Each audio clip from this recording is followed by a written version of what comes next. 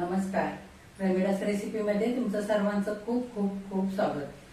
आज आपण प्रेमिलास रेसिपीमध्ये बिना वापरता आंबट गोड तिखट अशा खमंग चवीच्या कोथिंबीर वड्या तयार करतोय. करायला अगदी सोपे आहे, झटपट तयार होतात. कोथिंबीर वड्या आतून मऊ वरून मस्त कुरकुरीत झालेले. हे बघा, रंग सुद्धा खूप सुरेख आलेला आहे वड्यांना. मी तुम्हाला एक वडी तोडून दाखवते. आता लगेचच आपण रेसिपीला सुरुवात करूयात. आता बिना वापरता कोथिंबीर वड्या करण्यासाठी ह्या कपाने 2 कप दाबून भरून कोथिंबीर इथे मी बारीक चिरून घेतलेली. कोथिंबीर घेताना कोवळी बघून घ्यायची, म्हणजे कोवळ्या देठांसह निवडून घेता येते. तर मी इथे छान अशी भरपूर कोवळ्या देठांसह कोथिंबीर निवडून स्वच्छ धुवून अगदी अशी बारीक चिरून घेतलेली. निबर झालेल्या देठांची कोथिंबीर आपल्याला इथे घ्यायची नाही, त्याच्यामुळे कोथिंबीर वड्या अजिबात चवीला लागत नाहीत. तर 2 कप कोथिंबीर चिरून घेतलेली आहे, त्याच्यासाठी 1 कप भरून इथं बेसनचं पीठ घेतलेलं आहे. आता वड्यांसाठी आपल्याला मस्त असा मिरचीचा ठेचा करून घ्यायचा आहे. तर इथं मी 4-5 हिरव्या मिरच्यांचे तुकडे घेतलेत. तुमच्या आवडीप्रमाणे तुम्ही कमी जास्त घेऊ शकतात. 10-15 लसूण पाकळ्या घेतलेले. तर वड्यांकरता थोडासा लसूण जास्त वापरायचा, म्हणजे वड्या चवीला अगदी खमंग होतात.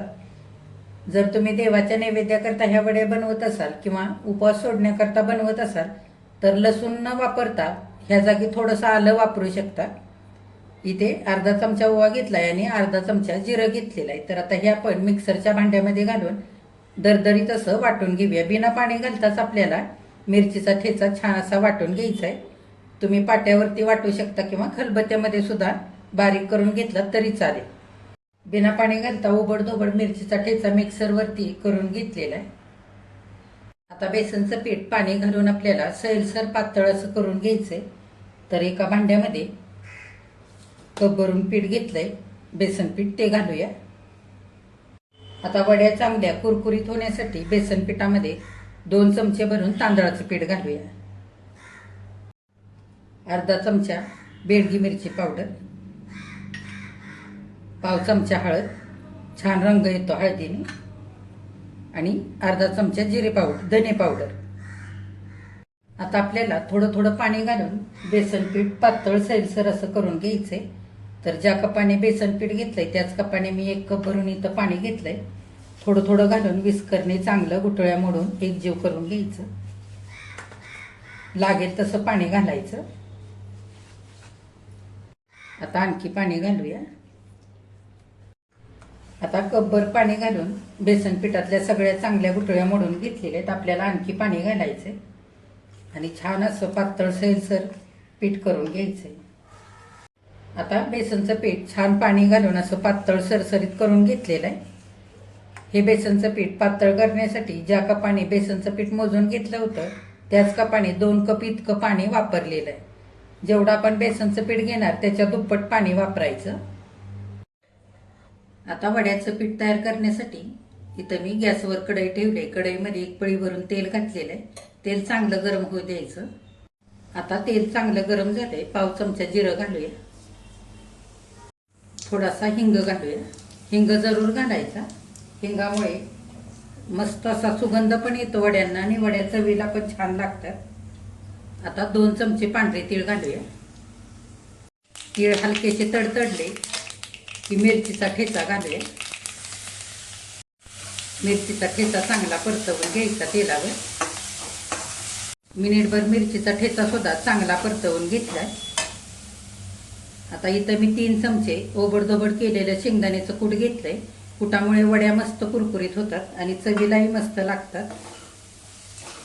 कूटही चांगला आपण एकजीव करून घेऊया. मिरचीच्या ठेच्यासोबत शेंगदाण्याचं कूट सुद्धा मिनिटभर चांगलं परतवून घेतलंय. आता चिरून घेतलेली कोथिंबीर घालूया. या वड्यांकरता कोथिंबीर थोडीशी जास्त वापरली ना तरी सुद्धा चालेल. आता फोडणीवरती कोथिंबीर चांगली खालीवर करून हलवून घ्यायची. आता चवीनुसार मीठ घालूया आणि चांगलं मिसळून घेऊया. कोथिंबीर चांगली आपल्याला परतवून घ्यायची. मीठ घातल्यानंतर कोथिंबीर चांगली परतवून घ्यायची आणि अगदी बारीक गॅस करायचा आणि 3-4 मिनिटं थोडंसं मीठ घातल्यावर पाणी सुटतं त्याच्यामध्ये शिजू द्यायची. थोडीशी म्हणजे कोथिंबीर आपली इथे शिजवून कमी होईल. हे बघा 3-4 मिनिटं चांगली कोथिंबीर परतवून घेतले. थोडंसं पाणी सुटलेलं मीठ घातल्यानंतर चांगलं आटलेलं आहे आणि कोथिंबीर सुद्धा छान मऊ झालेली आहे आणि कमी झाली आहे थोडीशी. आता पातळ करून घेतलेलं बेसनचं पीठ थोडं थोडं घालायचं. आता उरलेलं सुद्धा बेसनचं पीठ घालूया. गॅस मध्यम ठेवायचा आणि कोथिंबीरीमध्ये बेसनचं पीठ छान असं एकजीव करून घ्यायचं. एकसारखं हलवून घ्यायचं म्हणजे कढईच्या तळाशी चिकटणार नाही. बेसनचं पीठ पूर्ण आपल्याला छान असं घट्ट होईपर्यंत चांगलं परतवून घ्यायचंय. आता वड्यांना छान आंबट गोडपणा येण्याकरता आपण थोडीशी साखर घालूया. आवडीप्रमाणे इथे मी पाव चमचा इतकी साखर घालते आणि 1 चमचाभर लिंबाचा रस. जर तुम्हाला आवडत असेल तरच साखर आणि लिंबाचा रस घाला, नाही घातलं तरी चालेल. सगळं चांगलं हलवून घेऊया. गॅस मध्यम ठेवायचा. आता बेसनचं पीठ चांगलं एकसारखं हलवून घेत राहायचं, खाली चिकटू द्यायचं नाही. हे बघा 5 ते 6 मिनिटानंतर पीठ असं घट्ट व्हायला लागलेलं आहे. एकसारखं चांगलं हलवून घेतलेलं आहे. गॅस मध्यमच ठेवलेला आहे. चांगला आणखी थोडासा गोळा आपल्याला पिठाचा घट्ट होऊ द्यायचा आहे. हे बघा आणखी 2 मिनिटं छान मी पीठ हलवून घेतलेलं आहे. आणखी घट्ट झालेलं आहे. साधारण आपल्याला 9 ते 10 मिनिटं लागतात पीठ शिजण्याकरता आणि छान असा गोळा होण्याकरता. कढईपासून हे पीठ सुटायला लागलं की मग आपलं पीठ इथे तयार झालंय असं समजायचं. आणखी आपल्याला 3 ते 4 मिनिटं लागणार आहे. हे बघा आणखी 3 ते 4 मिनिटं चांगलं पीठ हलवून घेतलंय असं तळापासून. चांगलं आता हे पीठ आपलं इथे घट्ट झालेलं आहे. कढई सोडायला लागलेलं आहे म्हणजे पीठही आपलं चांगलं शिजलेलं आहे. तर हे पीठ शिजण्याकरता एकूण 10 मिनिटं इतका वेळ लागलेला आहे. हाताने बघितलं तर हाताला पीठ चिकटत नाहीये म्हणजे पीठ आपलं इथं चांगलं शिजलेलं आहे. आता आपण गॅस बंद करूया आणि कढई खाली उतरवूया. वड्याचं पीठ थापण्याकरता इथं मी केकचा ट्रे घेतलाय. ट्रेमध्ये बटर पेपर लावलाय आणि थोडंसं तेल लावून घेतलंय आणि थोडेसे वरून तीळ भुरभुरून घेतलेले. तीळ फार घातलेले नाहीये, नाहीतर वड्या तळताना सगळे तीळ निघून जातात आणि चटचट करून अंगावर सुद्धा उडतात. तर त्याच्याकरता कमीच तीळ इथे मी घातलेले आहेत. आपण वड्याच्या मिश्रणामध्ये आधीच तीळ घातलेले. जर तुमच्याकडे असा ट्रे नसेल तर एखादं चौकोनी ताट किंवा गोल ताट सुद्धा इथे वापरू शकता. उंच किनारीचं उथळ ताट वापरायचं म्हणजे वड्या चांगल्या थापून घेता येतात. आता आपण थोडं थोडं हे गरम असताना वड्याचं पीठ ट्रेमध्ये घालूया आणि थापून घेऊया. आता उलटण्याने चांगलं मी पीठ हे एकसारखं करून घेतलंय. वरून थोडंसं वाटीने जरी असं एकसारखं करून घेतलं तरी पण चालेल. असं एखाद्या वाटीने पेल्याने करायचं म्हणजे एकसारखं पीठ थापलं जातं. आता वरून अगदी थोडेसे तीळ आपण असे भुरभुरून घालूया.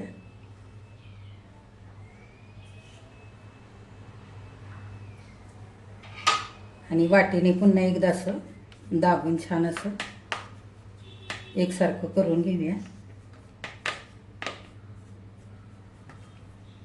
आता थापून घेतलेलं हे पीठ 15 ते 20 मिनिटं चांगलं थंड होऊ द्यायचंय आणि नंतर ह्याच्या वड्या कापून घ्यायच्या आहेत. आता 15 मिनिटं झालेली आहेत. वड्याचं पीठ चांगलं थंड झालंय.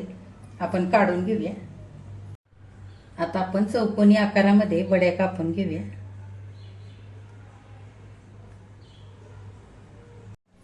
आता आपण अशा उभ्या कापून घेऊया. तुमच्या आवडीप्रमाणे तुम्ही लहान मोठ्या कापून घेऊ शकता. हे बघा अशा मी वड्या सगळ्या चौकोनी कापून घेतलेले. किती छान झाल्यात बघा. ह्या कोथिंबीरच्या वड्या जर तुम्ही जास्तीच्या करून ठेवल्यात तर हवाबंद डब्यामध्ये भरून फ्रीजमध्ये ठेवायच्या. 8 दिवस अगदी छान राहतात. पाहिजे तेव्हा तुम्ही तळून खाऊ शकता किंवा फोडणीवरती नुसत्या शालो फ्राय केल्या तरी सुद्धा कोथिंबीर पुदिन्याच्या चटणीसोबत नाश्त्यासाठी सुद्धा खाऊ शकता. आता आपण ह्या वड्या तळून घेऊया. आता वड्या तळण्यासाठी कढईमध्ये तेल आधीच मी गरम करण्यासाठी ठेवलं होतं. तेल आता चांगलं गरम झालेलं आहे. गॅस मध्यम करायचा आणि तेलामध्ये वड्या तळण्यासाठी घालायच्या. 1 मिनिटभर एका बाजूने चांगल्या वड्या तळल्यानंतर मगच उलटायच्या. छान सोनेरी रंगावरती दोन्ही पण बाजूने खरपूस अशा तळून घ्यायच्या.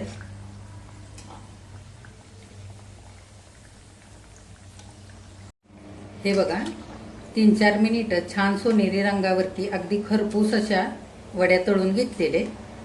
आतून मऊ वरून मस्त कुरकुरीत होतात ह्या वड्या आणि खायला पण खूप भारी लागतात. आता आपण काढून घेऊया.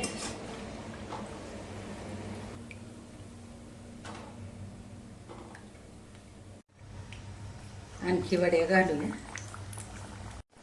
मिनिटभर चांगल्या वड्या आता एका बाजूने तळलेल्या आहेत, उलटवून घेऊया.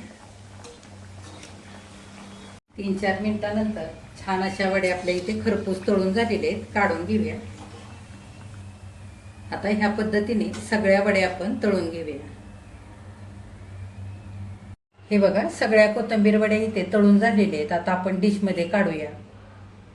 हे बघा बिना वाफवता झटपट होणाऱ्या आंबट गोड तिखट मस्त अशा खमंग चवीच्या कोथिंबीर वड्या इथे करून तयार झालेल्या आहेत खाण्यासाठी.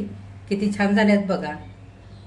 आतून मऊ वरून मस्त कुरकुरीत झालेले आहेत आणि चवीला सुद्धा खूपच भारी झालेले आहेत. तर या वड्या तुम्ही नाश्त्यासाठी बनवू शकता, डब्यासाठी बनवू शकता किंवा डाळ भाताबरोबर तोंडी लावण्यासाठी सुद्धा बनवू शकता. आज आपण इथे कोथिंबीर वापरून ह्या वड्या बनवलेल्या आहेत. तर तुम्ही कोथिंबीरच्या जागी पालक किंवा मेथीची भाजी बारीक चिरून ह्याच पद्धतीने अशा वड्या बनवू शकता. तर तुम्ही सुद्धा ह्या कोथिंबीरच्या वड्या नक्की बनवून बघा. तुम्ही केल्यानंतर कमेंट करायला अजिबात विसरू नका. आजची जर रेसिपी आवडली असेल तर एक लाईक सुद्धा करा आणि जे कोणी आत्ता माझ्या रेसिपीज नव्याने बघत आहेत त्यांनी माझ्या चॅनेलला जरूर सबस्क्राईब सुद्धा करा.